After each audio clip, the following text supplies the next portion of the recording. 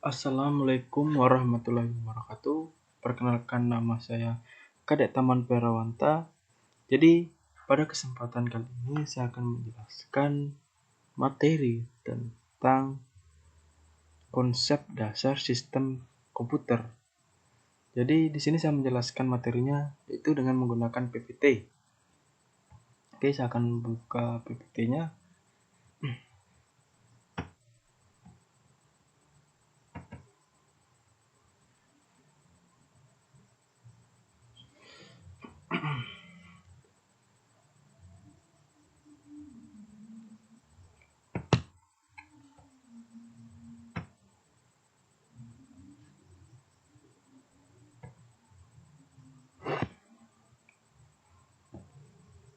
Oke, jadi inilah PPT saya itu, yaitu tentang konsep dasar sistem komputer.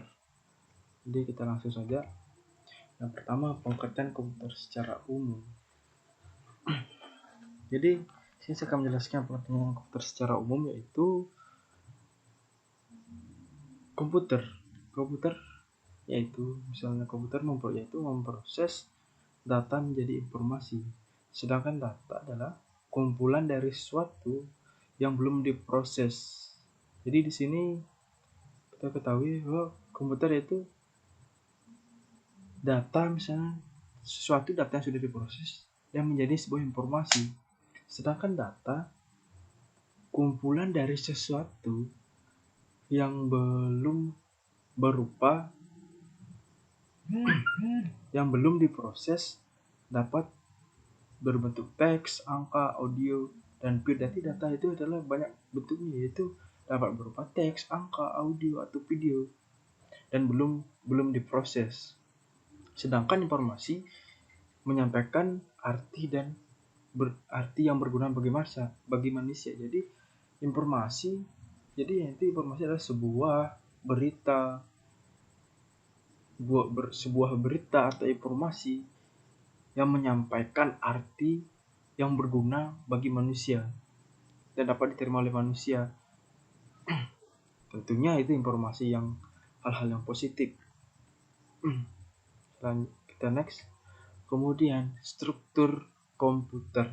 Jadi struktur komputer di sini yaitu ada 4 komponen pokok sistem komputer. Yang pertama, pemroses, yang kedua memori utama, yang ketiga perangkat masuk dan keluaran, dan yang keempat interkoneksi antar komponen. Jadi saya akan menjelaskannya. Pemroses atau CPU.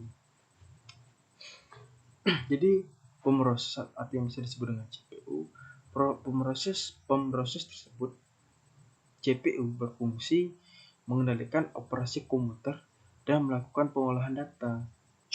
Jadi di sini pemroses atau CPU ini berfungsi untuk memproses sebuah data pada komputer. Jadi mengendalikan operasi komputer dan melakukan pengolahan data, dan di sini di CPU ini dapat kita melakukan sebuah pengolahan data. Kemudian proses melakukan kerja dengan langkah sebagai berikut.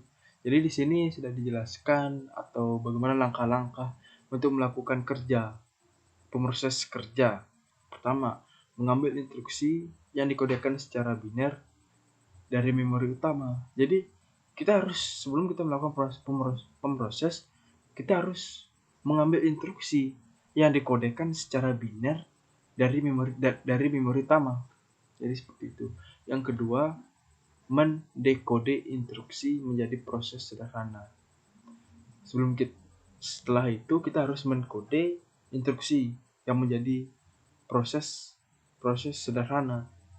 Kemudian melaksanakan proses-proses tersebut. Kita next. Yang kedua itu memori.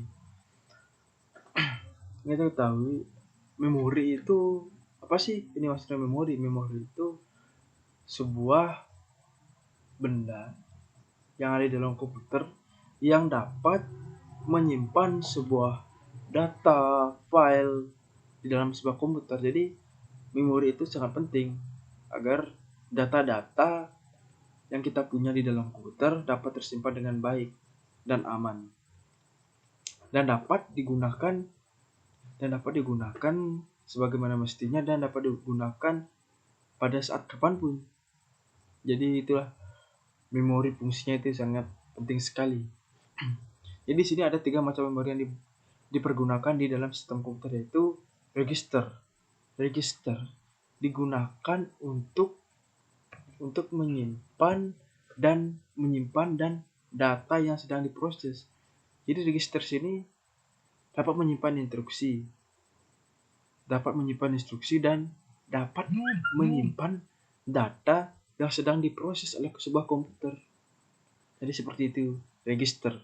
Kemudian main memory yang dipergunakan untuk menyimpan instruksi dan data yang akan diproses hasil pengolahan. Jadi memori ini menyimpan instruksi-instruksi dan data yang akan diproses dan hasil pengolahannya. Jadi hasil pengolahan sebuah data akan disimpan di main memory ini. Yang ketiga yaitu secondary storage, dipergunakan untuk menyimpan program dan data secara permanen. Jadi untuk menyimpan sebuah data secara permanen, jadi kita akan menggunakan ini, secondary storage, dipergunakan untuk menyimpan program dan data secara permanen. Yang kemudian ketiga, perangkat I atau O adalah perangkat. I ini biasa disebut dengan masukan, jadi O itu atau keluaran. Jadi perangkat masukan atau keluaran. Dan ini digunakan sistem komputer untuk berinteraksi dengan lingkungan luar, baik pemakai ataupun lingkungan secara umum. Jadi misalnya di sini sudah dijelaskan tadi, perangkat masukan atau keluaran. Jadi komputer ini dapat berinteraksi di luar lingkungan, baik di dalam maupun di luar lingkungan, baik pemakai ataupun lingkungan secara umum. Kemudian perangkat masukan atau keluaran terdiri dari 2 bagian, yaitu jadi perangkat masuk atau keluaran ini terbagi juga menjadi 2. Yang pertama, komponen mekanis, yaitu perangkat itu sendiri.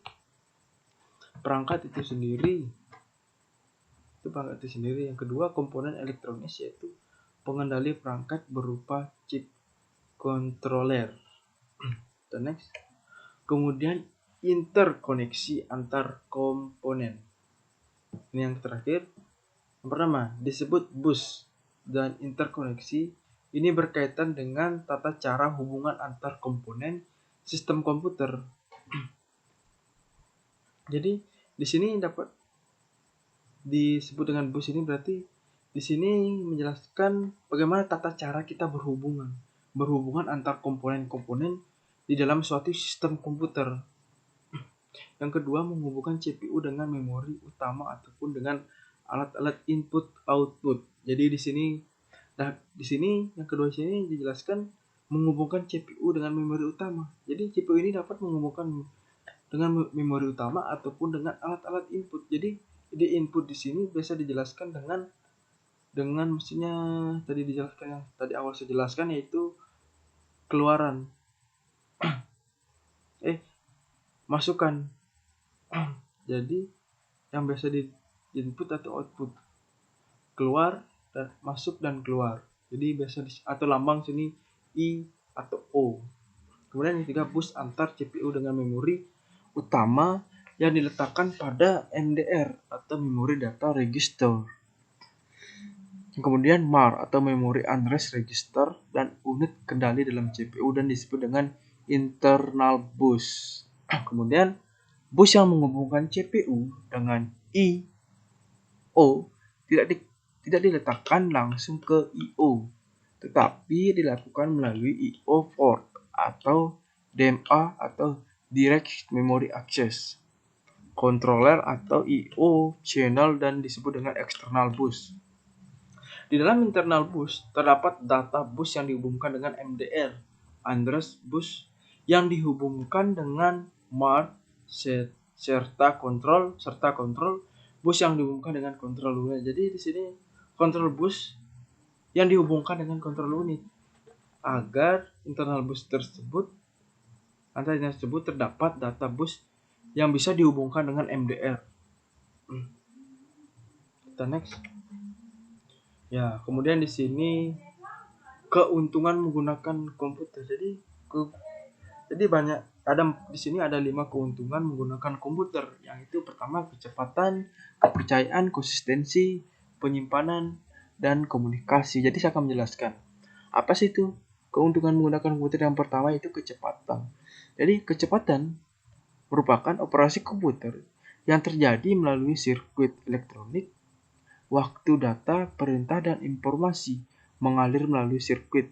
Maka data, perintah, dan informasi tersebut dipindahkan dengan kecepatan yang luar biasa. Kebanyakan komputer memproses miliaran bahkan triliunan operasi dalam 1 detik. Jadi keuntungannya menggunakan komputer yaitu dapat mempercepat sebuah pekerjaan. Karena di sini sudah dijelaskan, tadi sudah saya jelaskan bahwa komputer dapat memproses miliaran bahkan triliunan operasi dalam 1 detik. Kemudian yang kedua, kepercayaan.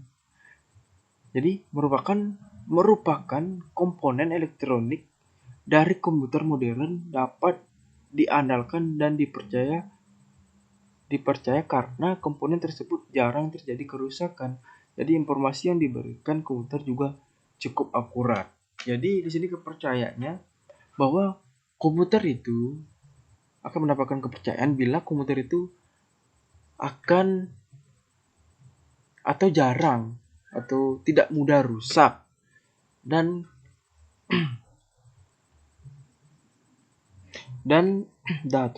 data atau informasi yang diberikan oleh komputer tersebut juga cukup akurat. Jadi keuntungannya itu komputer ini dapat dipercaya oleh semua kalangan yang dalam penggunaan komputer.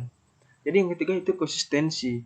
Konsistensi yaitu konsisten yang tidak dimiliki oleh manusia. Yang tidak dalam manusia, tapi komputer memiliki hal itu. Sebagai contoh, jika diberikan input yang sama, maka komputer akan memproduksi hasil yang sama secara konsisten. Jadi di sini konsisten dijelaskan, tadi saya jelaskan bahwa komputer itu memiliki konsistensi atau konsisten yang tidak dimiliki oleh manusia. Kenapa saya katakan seperti itu? Karena komputer bila kita menyimpan data atau data yang diberikan, maka hasil yang akan dihasilkan oleh sebuah komputer, data yang dihasilkan oleh sebuah komputer akan sama seperti yang kita berikan. Tapi berbeda dengan manusia. Kalau kita berikan sebuah data atau sebuah informasi, maka hasilnya juga tidak akan seperti yang kita berikan, pasti akan berubah karena manusia itu memiliki pemikiran yang berbeda-beda.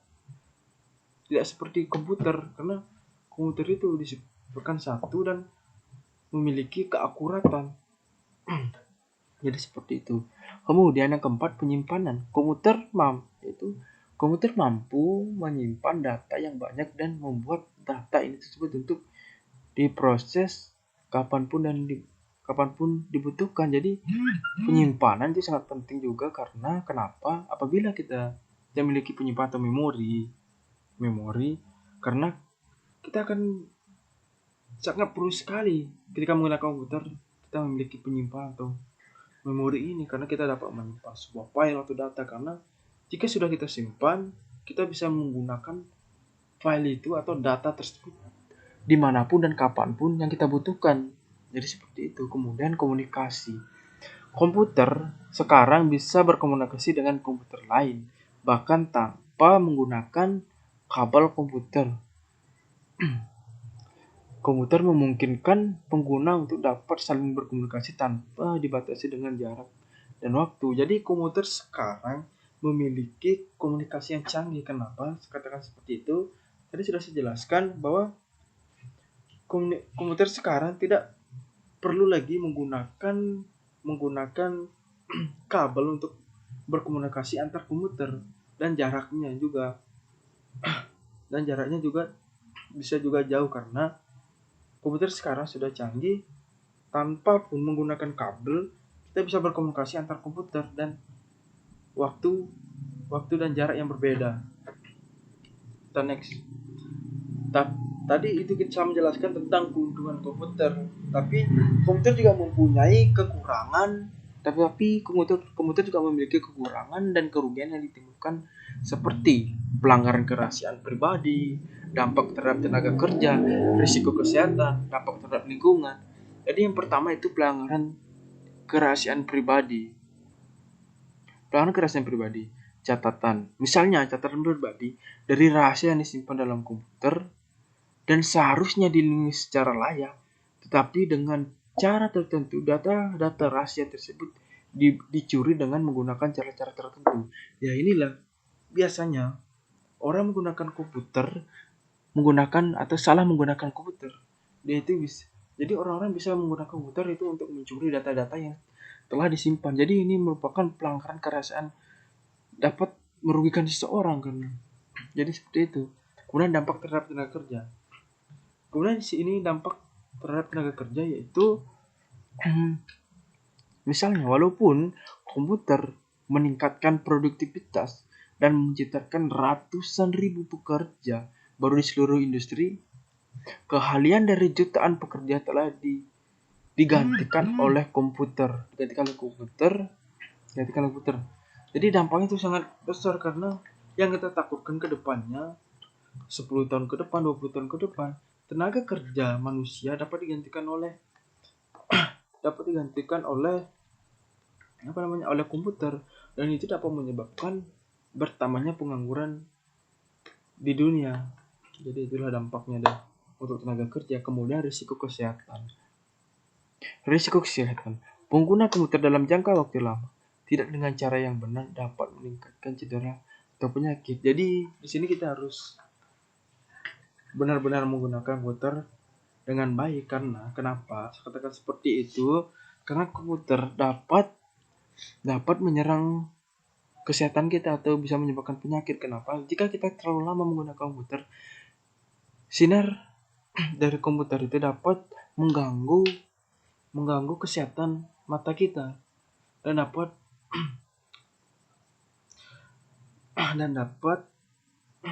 mengganggu penglihatan kita untuk kehidupan sehari-hari kita karena terlalu lama menggunakan yang namanya komputer yang disebabkan oleh cahayanya. Kemudian dampak terhadap lingkungan. Jadi dampak terhadap lingkungan, misalnya proses pembuatan dan limbah dari komputer menghabiskan sumber daya alam dan mencemarkan lingkungan. Strategi yang dapat membantu melindungi lingkungan menyebabkan komputer yang sudah tidak terpakai. Jadi dampak terhadap lingkungan itu bisa menyebabkan pencemaran lingkungan karena pabrik sekarang biasa membuang limbah pabrik itu sembarangan, karena itu dapat menyebabkan pencemaran lingkungan. Jadi seperti itu. Jadi saran saya lebih baik jika ada pabrik yang membuang limbah pabrik, lebih baik kita olah itu limbah pabrik komputer yang bisa dapat bermanfaat bagi orang lain, atau dapat kita sumbangkan kepada orang yang membutuhkan komputer yang bisa diperbaiki atau yang masih digunakan. Jadi seperti itu.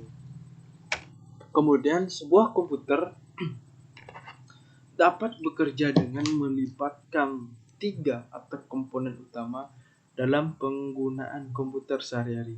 3 komponen tersebut sering dijumpai seperti hardware. Hardware ini sudah sering kita jumpai. Atau hardware ini biasa disebut dengan perangkat keras. Misalnya, contoh dari perangkat keras atau hardware seperti desktop, PC laptop. Itu sudah sering sekali kita lihat. Kemudian tablet PC. Kemudian server pada dasarnya hardware dari 3 bagian. Jadi hardware ini dasarnya hardware ini terdiri dari 3 bagian utama, yaitu pertama input unit, kemudian proses unit, dan yang ketiga output unit. Kemudian kita next. Yang kedua yaitu software atau perangkat lunak. Ini juga sudah sering kita lihat, kita dengar juga, yang tidak asing kita dengar. Jadi software atau perangkat lunak atau peranti lunak, dalam bahasa Inggrisnya software, adalah istilah khusus untuk data yang diformat dan disimpan secara digital termasuk program komputer, dokumentasinya, dan berbagai informasi yang bisa ditulis oleh komputer. Dengan kata lain, bagian sistem komputer yang tidak berwujud terdiri dari berwujud. Kemudian software ini terdiri dari dua bagian, yaitu sistem operasi dan aplikasi. Kemudian yang kedua ini aplikasi. Aplikasi ini sudah sering kita gunakan, bahkan kita dengar, bahkan kita gunakan sehari-hari. Misalnya aplikasi yang ada di handphone, misalnya aplikasi Facebook, WA, Instagram, sosial media yang lainnya. Dan aplikasi yang bisa kita gunakan di PC, misalnya OBS Studio, Visual Basic, dan lain-lain yang jadi seperti itu. Kemudian brainware atau sumber daya manusia yang menggunakan komputer dikategorikan sesuai dengan keahlian atau profesinya. Jadi di sini dijelaskan, jadi banyak orang-orang yang bukan keahliannya tapi menekuni di bidang tersebut. Ya, itu yang bisa menyebabkan kurangnya kemampuan seseorang, karena seseorang tersebut, misalnya ada orang yang memiliki keahlian di bidang pertanian tapi dia menekuni di bidang IT. Karena jika seseorang tersebut sudah memiliki keahlian tetapi dia malah menekuni di bidang IT, maka itu akan sulit sekali berkembang. Kecuali orang tersebut memang memiliki dasar di bidang IT, misalnya pas waktu SMK dia memilih jurusan TKJ, mungkin bisa menekuni itu karena sudah memiliki dasar, walaupun dia jurusannya atau menekuninya di bidang pertanian atau profesinya keahliannya di bidang pertanian. Jadi seperti itu. Kemudian bagaimana itu seperti operator atau data entry atau ADP. Kemudian yang kedua, programmer system. Yang ketiga, analisis sistem atau program, database, dan network. Yang keempat, administrator sistem, network engineer. Kemudian technical engineer dan technical support. Web developer atau web designer. Ketiga, animator dan lain-lain.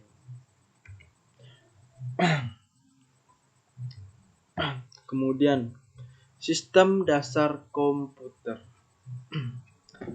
Sistem komputer terdiri dari 4 komponen yang bekerja sama, saling berinteraksi untuk mencapai tujuan sistem komputer, yaitu komputasi. 4 komponen pokok dari sistem komputer adalah yang pertama, pemroses atau CPU. Pemroses juga atau CPU ini juga sering kita dengar. Jadi CPU di sini atau pemroses berfungsi dalam melakukan pengolahan data dan pengendalian dalam operasi komputer. Jadi CPU ini berfungsi melakukan pengolahan data dan pengendalian dalam operasi komputer. Misalnya kita melakukan sebuah pengolahan data yaitu atau pengendaliannya itu dalam proses komputer, yaitu di CPU dengan menggunakan CPU atau pemroses. Yang kedua, memori utama. Komponen ini berfungsi untuk menyimpan data program. Untuk menjalankan program harus disimpan dalam memori utama sebelum dieksekusi. Jadi memori ini sangat penting juga, memori utama. Kenapa? Seperti saya katakan, sebelum kita menjalankan sebuah program, kita harus menyimpan di dalam sebuah memori utama sebelum dapat dieksekusi.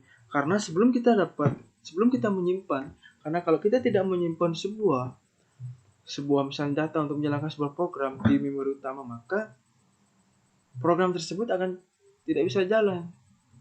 Karena program harus disimpan dalam memori utama sebelum dieksekusi atau eksekusi. Kemudian yang ketiga, input atau output. Input atau output berfungsi memindahkan data antar komputer dan lingkungan eksternal. Jadi input dan output ini berfungsi memindahkan misal data-data dapat menyimpan data-data antar komputer, apalagi yang kita ketahui bahwa komputer sekarang bisa berkomunikasi tanpa menggunakan tanpa menggunakan kabel dan bisa terjangkau dengan jarak dan waktu yang lama. Misalnya jangkaunya terjangkau, misalnya jaraknya jauh juga itu bisa. Kenapa? Karena komputer sekarang sudah makin canggih. Tidak seperti dulu, kita harus misalnya komputer dulu di saat kita berkomunikasi antar komputer kita harus menggunakan sebuah kabel. Jadi seperti itu. Kemudian interkoneksi antar komponen. Interkoneksi antar komponen ini memiliki fungsi misalnya sebagai struktur dan mekanisme untuk menghubungkan ketiga komponen di atas. Jadi interkoneksi antar komponen ini dia dapat menghubungkan tiga komponen di atas ini seperti pemersatu CPU, memori utama, input dan output. Misalnya pemersatu utama dan serta input dan output sehingga saling berkomunikasi. Yang ini sangat penting interkoneksi antar komponen karena dia bisa menyatukan ketiga komponen di atas sehingga bisa saling berkomunikasi antar komputer. Jadi seperti itu.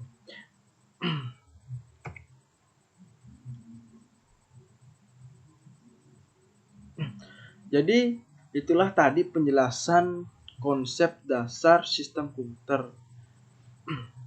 Jadi saya akhiri penjelasan materi saya ini, saya ucapkan wassalamualaikum warahmatullahi wabarakatuh. Selamat malam.